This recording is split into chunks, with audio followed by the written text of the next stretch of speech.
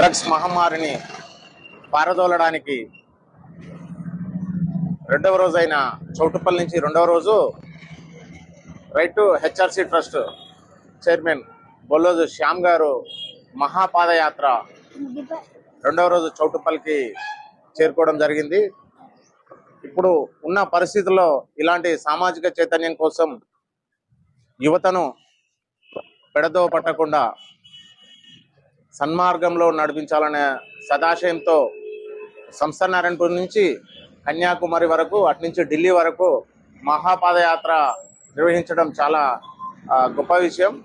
ఈ సందర్భంగా విపంచి ఫౌండేషన్ నుంచి శ్యామ్ గారికి రైట్ టు హెచ్ఆర్సి ట్రస్ట్కు మద్దతు తెలుపుతూ ఈ పాదయాత్రలో మేము కూడా ఈరోజు పాల్గొనడం జరిగింది.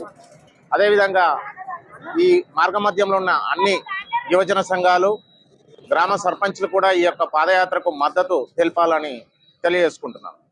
Thank you.